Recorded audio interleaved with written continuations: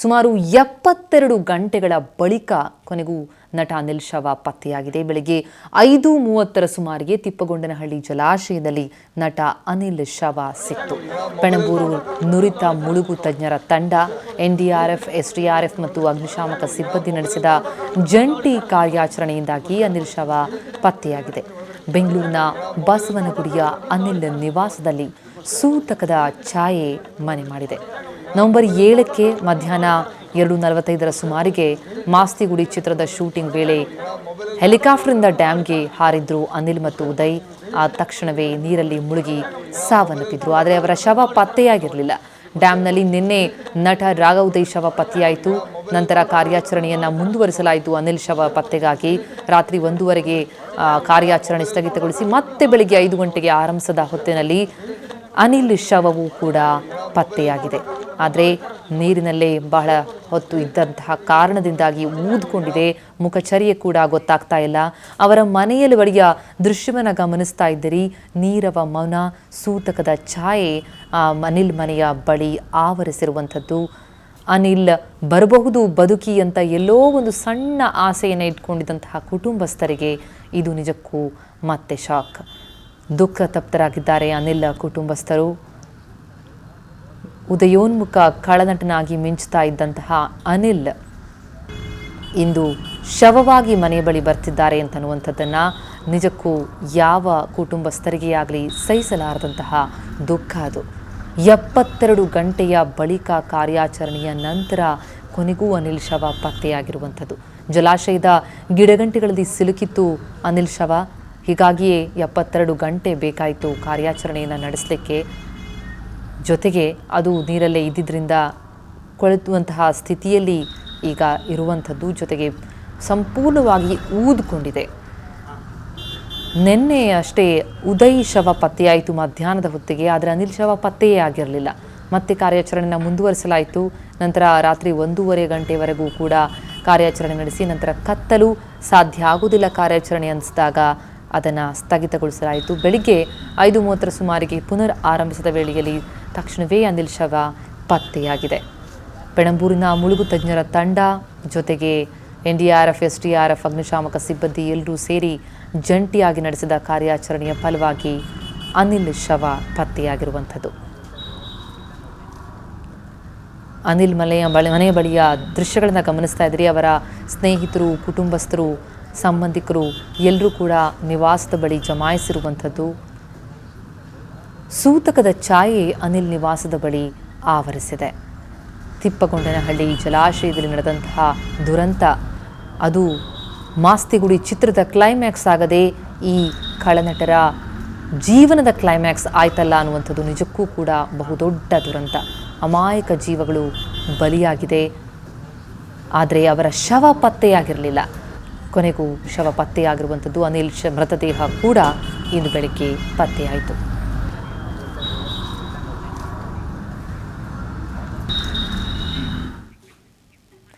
ಈ ಕುರಿತು ಇನ್ನಷ್ಟು ಮಾಹಿತಿಯನ್ನು ನೀಡಲಿಕ್ಕೆ ನಮ್ಮ ಪ್ರತಿನಿಧಿ ತಿಮ್ಮೇಗೌಡ ಅನಿಲ್ ನಿವಾಸದ ಬಳಿಯಿಂದ ನಮ್ಮೊಂದಿಗೆ ನೇರ ಸಂಪರ್ಕದಲ್ಲಿದ್ದಾರೆ.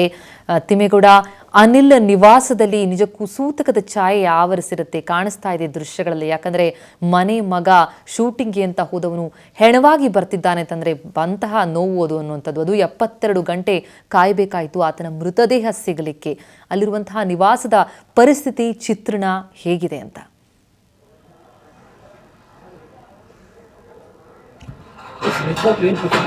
ಏನು ಸತತ 3 ದಿನಗಳ ಕಾರ್ಯಾಚರಣೆಯ ನಂತರ ತಿಪ್ಪಗೊಂಡನಹಳ್ಳಿ ಜಲಾಶಯದಲ್ಲಿ ಅನಿಲ್ ಅವರ ಮೃತದೇಹ ಪತ್ತೆಯಾಗಿರುವಂಥದ್ದು.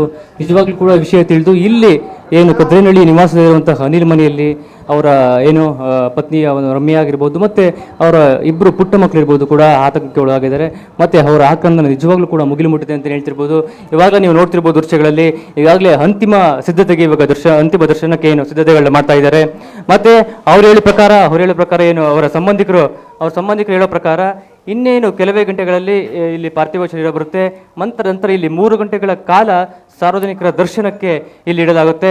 ಮತ್ತೆ ದುನಿಯಾ ವಿಜಯ್ ಅವರು ಹೇಗೆ ಹೇಳ್ತಾರೋ ಆ ರೀತಿ ಅಂತಿಮ ವಿಧಿವಿಧಾನಗಳನ್ನು ಮಾಡಲಾಗುತ್ತೆ ಅಂತ ಹೇಳ್ತಾರೆ. ಮತ್ತು ನಂತರ ಉದಯ್ ಕುಟುಂಬಸ್ಥರು ಒಪ್ಕೊಂಡ್ರೆ ಇಬ್ಬರೂ ಕೂಡ ಒಟ್ಟಿಗೆ ಏನು ಬನಶಂಕರಿಯ ರುದ್ರಭೂಮಿಯಲ್ಲಿ ಅಂತಿಮ ಕ್ರಿಯೆಯನ್ನು ಮಾಡಲಾಗುತ್ತೆ ಅಂತ ಹೇಳ್ತಿದ್ದಾರೆ. ಮತ್ತು ಇಲ್ಲಿ ಅನಿಲ್ ನಿವಾಸದಲ್ಲಿ ಏನು ರಸ್ತೆಗಳನ್ನು ಆಲ್ರೆಡಿ ಮುಚ್ಚಿಸ್ತಿದ್ದಾರೆ. ಈ ಒಂದು ನಂತರ ಅನಿಲ್ ಪಾರ್ಥಿವ ಶರೀರ ಇನ್ನೇನು 3 ಗಂಟೆಗಳ ನಂತರ 3 ಗಂಟೆಗಳ ಬಳಿಕ ಬನಶಂಕರಿಯ ರುದ್ರಭೂಮಿಯಲ್ಲಿ ಅಂತ್ಯ ಸಂಸ್ಕಾರವನ್ನು ಮಾಡಲಾಗುತ್ತದೆ ಹೇಳ್ತಿದ್ದಾರೆ. ಮತ್ತು ಇಲ್ಲಿ ಪ್ರಮುಖವಾಗಿ ಗಮನಿಸಬೇಕು ಅಂತಂದರೆ ನೆಕ್ಸ್ಟ್ ಏನು ಉದಯ್ ಕುಟುಂಬಸ್ಥರು ಏನಾದರೂ ಒಪ್ಕೊಂಡ್ರೆ ನಾವು ಇಬ್ಬರು ಕೂಡ ಒಟ್ಟಿಗೆ ಸ್ನೇಹಿತರು ಬೆಳೆದಿದ್ದಾರೆ. ಅವರಿಬ್ಬರನ್ನು ಕೂಡ ಬನಶಂಕರಿ ರುದ್ರಭೂಮಿ ಅಂತ್ಯ ಸಂಸ್ಕಾರವನ್ನು ಒಟ್ಟಿಗೆ ಮಾಡಲಾಗುತ್ತೆ. ಮತ್ತು ದುನಿಯಾ ವಿಜಯ್ ಅವರು ಹೇಗೆ ಹೇಳ್ತಾರೋ ಆ ರೀತಿ ಅವರ ಮಾತನ್ನು ಫಾಲೋ ಮಾಡಿಕೊಂಡು ನಾವು ಅಂತಿಮ ವಿಧಿವಿಧಾನಗಳನ್ನು ಮಾಡ್ತೀವಿ ಅಂತ ಹೇಳ್ತಿದ್ದಾರೆ. ಇನ್ನೇನು ಕೆಲವೇ ಗಂಟೆಗಳಲ್ಲಿ ಇಲ್ಲಿ ಅನಿಲ್ ಪಾರ್ಥಿವ ಶರೀರ ತಿಪ್ಪಗೊಂಡನಲ್ಲಿ ಜಲಾಶಯದಿಂದ ಅನಿಲ್ ನಿವಾಸದ ಬಳಿ ಬರುತ್ತೆ. ಅದಾದ ನಂತರ 3 ಗಂಟೆಗಳ ಕಾಲ ಸಾರ್ವಜನಿಕರ ದರ್ಶನಕ್ಕೆ ಇಟ್ಟು ನಂತರ ಅಂತಿಮ ಕ್ರಿಯೆಯನ್ನು ಮಾಡಲಾಗುತ್ತೆ ಅಂತ ಹೇಳ್ತಿದ್ದಾರೆ. ಪ್ರತಿಮಾ, ಹಾಗೆ ತಿಮ್ಮೇಗೌಡ, ಅನಿಲ್ ನಿವಾಸದ ಬಳಿ ಯಾರೆಲ್ಲ ಬಂದಿರುವಂಥದ್ದು? ಚಿತ್ರರಂಗದಿಂದ ಅಥವಾ ಮಾಸ್ತಿಗುಡಿ ತಂಡದಿಂದ ಯಾರಾದರೂ ಬಂದಿದ್ದಾರಾ ಹೇಗೆ ಅಂತ?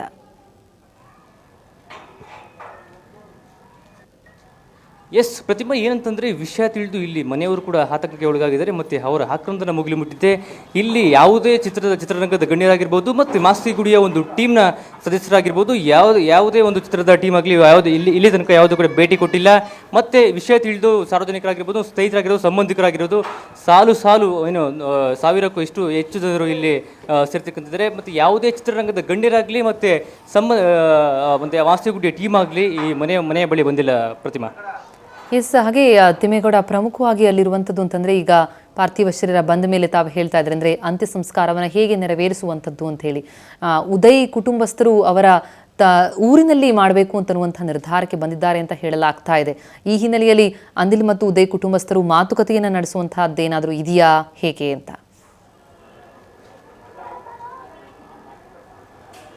ಎಸ್, ಏನು ಪ್ರತಿಮಾ, ಅವರ ಸಂಬಂಧಿಕರನ್ನು ಸಂಪರ್ಕ ಮಾಡಿದಾಗ ನಾವು ಬೆಳಿಗ್ಗೆ ಉದಯ್ ಕುಟುಂಬದವರ ಜೊತೆ ನಾವು ನಿನ್ನೆ ಸಂಜೆ ಚರ್ಚೆ ಮಾಡಿದ್ದೀವಿ. ಅವರು ಒಪ್ಪಿಕೊಟ್ಟಿದ್ದೆ. ಆದರೆ ನಾವಿಬ್ಬರು ಕೂಡ ಯಾಕೆ ಅಂತಂದರೆ ಇಬ್ಬರು ಕೂಡ ಒಟ್ಟಾಗಿ ಸ್ನೇಹಿತರಾಗಿ ಬೆಳೆದಿದ್ರು ಮತ್ತು ಬಾಲ್ಯದ ಗೆಳೆಯರು ಕೂಡ ಹೌದು.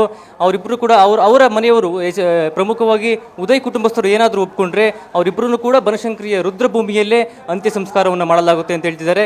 ಮತ್ತು ಇಲ್ಲ ಅಂತಂದರೆ ನಾವು ಕೂಡ ಬೇರೆ ಜಾಗವನ್ನು ನೋಡ್ಕೊಂಡು ಬಂದಿದ್ದೀವಿ, ಅಲ್ಲಿ ಅಂತ್ಯ ಸಂಸ್ಕಾರವನ್ನು ನೆರವೇರಿಸ್ತೀವಿ ಅಂತ ಹೇಳ್ತಿದ್ದಾರೆ.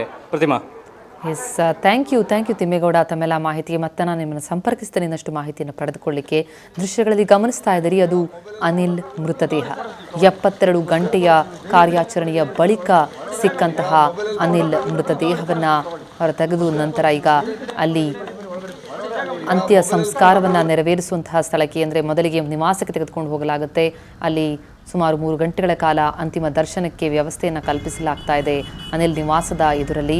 ಆ ನಂತರ ಮುಂದಿನ ನಿರ್ಧಾರವನ್ನು ಅನಿಲ್ ಮತ್ತು ಉದಯ್ ಕುಟುಂಬಸ್ಥರು ಏನು ತೆಗೆದುಕೊಳ್ತಾರೋ ಅದರ ಆಧಾರದ ಮೇಲೆ ಅಂತ್ಯ ಸಂಸ್ಕಾರವನ್ನು ಒಟ್ಟಾಗಿ ನೆರವೇರಿಸುವಂಥದ್ದಾ ಅಥವಾ ಅವರವರ ತವರೂರಿನಲ್ಲಿ ಅಥವಾ ಅವರು ಬಯಸಿದಂತಹ ಸ್ಥಳದಲ್ಲಿ ನಡೆಸುವಂಥದ್ದು ಅನ್ನೋದ್ರ ಬಗ್ಗೆ ನಿರ್ಧಾರವಾಗುತ್ತೆ. ಮೊಬೈಲ್